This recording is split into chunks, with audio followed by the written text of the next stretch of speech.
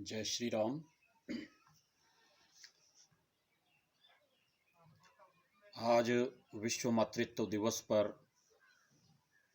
संपूर्ण देशवासियों को हार्दिक शुभकामनाएं और बधाई।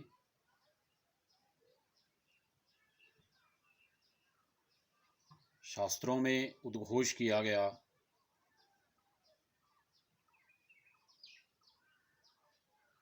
माता पृथिव्याम पुत्रो अहम, अर्थात ये संपूर्ण धरती और पृथ्वी भी एक प्रकार से हमारी माता है और हम इसके पुत्र हैं। लेकिन आज का ये विश्व मातृत्व दिवस जिस माता को सम्मान देने के लिए, जिस माता के प्रति श्रद्धा व्यक्त करने के लिए मनाया जा रहा है, वह है हमारी जननी, जिसके गर्भ में हम 9 महीने तक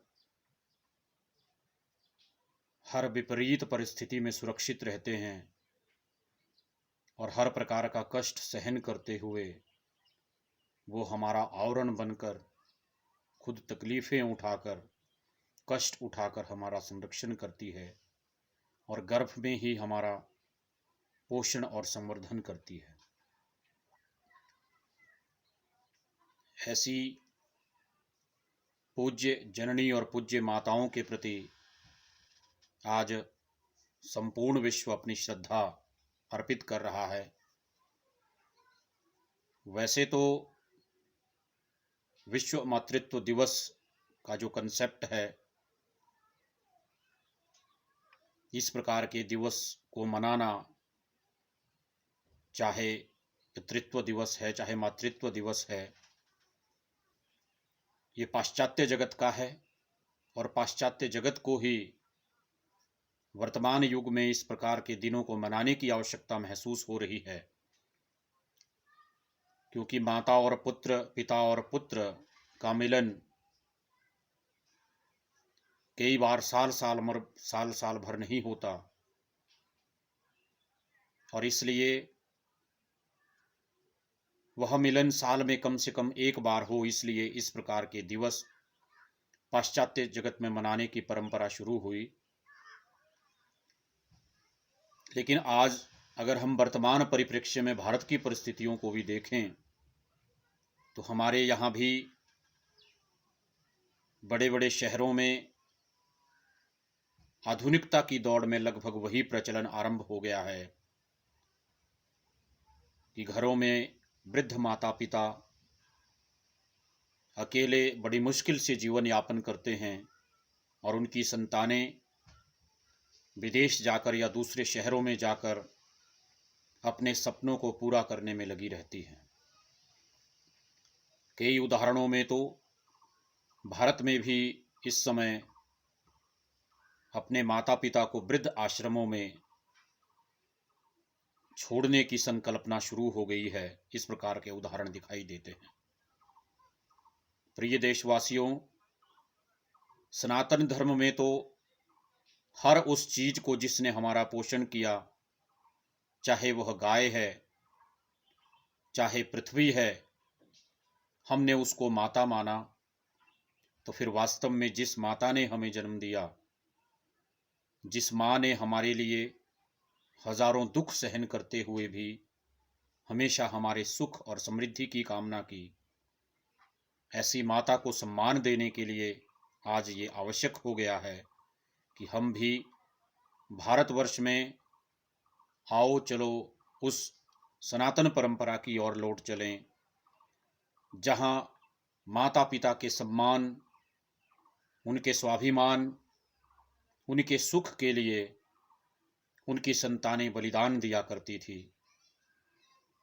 हम उपनिषदों में कथा पढ़ते हैं और रामायण में भी आपने प्रसंग पढ़ा, श्रवण कुमार जैसे पितृभक्त और मातृभक्त सुविधाओं की कमी होते हुए भी तीर्थ दर्शन की माता पिता की इच्छा को पूर्ण करने के लिए स्वयं अपने कंधे पर अपने चक्षु विकलांग माता पिता को बिठाकर तीर्थ दर्शन के लिए ले जाते हैं और उस तीर्थ दर्शन के दौरान रास्ते में पड़ने वाली, मार्ग में पड़ने वाली बाधाओं से उफ तक नहीं करते। यहाँ तक कि उसी सेवारत जीवन को प्रभु के चरणों में समर्पित कर देते हैं। भगवान राम जैसे आदर्श चरित्र का रामायण में उल्लेख है, जो अपने माता पिता की इच्छा के लिए, अपने पिता के सम्मान के लिए और अपने पिता के दिए वचनों को पूर्ण करने के लिए सहज भाव से राज तिलक की बजाय वनवास गमन स्वीकार कर लेते हैं। उसी प्रकार द्वापर में भी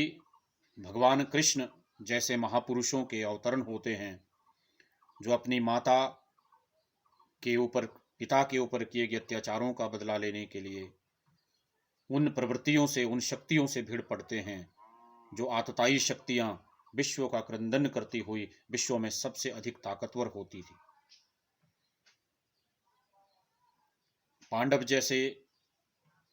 संतानें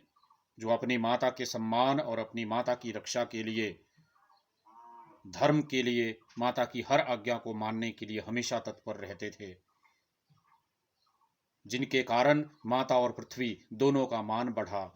ऐसी जननी जन्मभूमि स्वर्ग से भी बढ़कर है, इस आशय को लेकर हम इस मातृत्व दिवस पर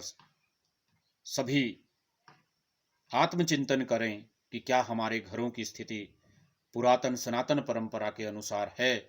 या कहीं हम भी पाश्चात्य जगत की नकल करते करते भौतिक प्रतिस्पर्धा में कहीं अपने माता पिता को असहाय न छोड़े हैं। कहीं हमारे माता पिता हमारी अनुपस्थिति में हमारे दर्शनों के लिए वर्ष भर तरसते रहे हों, और जब हम आते हैं तब भी हमारे पास उनके लिए समय ना हो। भगवान राम ने तो यहाँ तक कहा कि जननी जन्मभूमिश्च स्वर्गादपि गरीयसी न मे स्वर्णमयी लंका अपि रोचते लक्ष्मण। लक्ष्मण, जन्म देने वाली माँ और पालन पोषण करने वाली भूमि हमारी स्वर्ग से भी बढ़कर होती है, इसलिए मुझे स्वर्णमयी लंका भी शोभायमान नहीं प्रतीत होती। आओ इस भाव को अंगीकार करते हुए विश्व की समस्त मातृशक्ति को नमन करें, श्रद्धा सुमन अर्पित करें और यह सुनिश्चित करें कि आज के बाद मातृशक्ति, पितृशक्ति कम से कम भारत में प्रताड़ित नहीं होंगी, दुखी नहीं होंगी।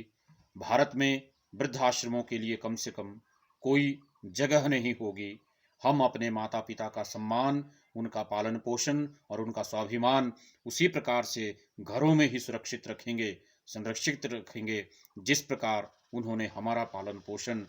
हर मुसीबत में रहते हुए भी किया। इन आग्रहों के साथ सभी देशवासियों को एक बार फिर से विश्व मातृत्व दिवस की हार्दिक शुभकामनाएं, बधाई। जयतु भारतम, मातृदेवो भव, पितृदेवो भव।